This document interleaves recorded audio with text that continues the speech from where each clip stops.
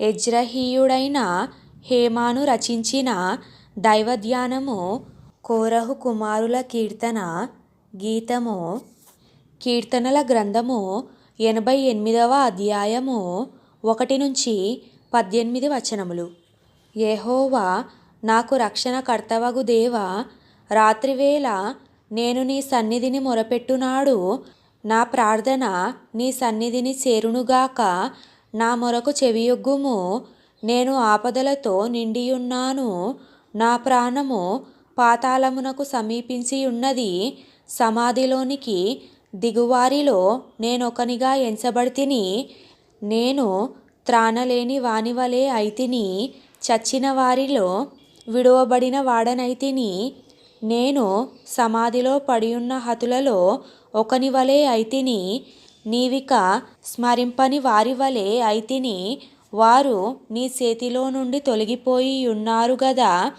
అగాధమైన గుంటలోనూ చీకటిగల చోట్లలోనూ అగాధ జలములలోనూ నీవు నన్ను పారుండబెట్టియున్నావు. నీ ఉగ్రత నా మీద బరువుగానున్నది. నీ తరంగములన్నీయు నన్ను ముంచుచున్నవి. నా నెలవరులను నాకు దూరముగా నీవు ఉంచియున్నావు. నీవు వారి దృష్టికి నన్ను హేయునిగా చేసియున్నావు. వెలుపలికి రావల్లగాకుండా నేను బంధింపబడి ఉన్నాను. బాధచేత నా కన్ను క్షీణించుచున్నది. యెహోవా, ప్రతిదినము నేను నీకు మొరపెట్టుచున్నాను. నీ వైపు నా చేతులు చాపుచున్నాను. మృతులకు నీవు అద్భుతములు చూపెదవా? ప్రేతలు లేచి నిన్ను స్తుతించెదరా? సమాధిలో నీ కృపను ఎవరైనా వివరింతురా? నాశన కూపములో నీ విశ్వాస్యతను ఎవరైనా చెప్పుకొందురా? అంధకారములో నీ అద్భుతములు తెలియనగునా? పాతాళములో నీ నీతి తెలియనగునా? యెహోవా, నేను నీతోనే మనవి చేయుచున్నాను. ఉదయమున నా ప్రార్థన నిన్ను ఎదుర్కొనును. యెహోవా, నీవు నన్ను విడుచుటయేలా? నీ ముఖము నాకు చాటు చేయుటయేలా? బాల్యము నుండి నేను బాధపడి చావునకు సిద్ధమైతిని.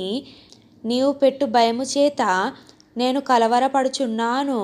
నీ కోపాగ్ని నా మీదికి పొర్లియున్నది. నీ మహాభయములు నన్ను సంహరించి ఉన్నవి.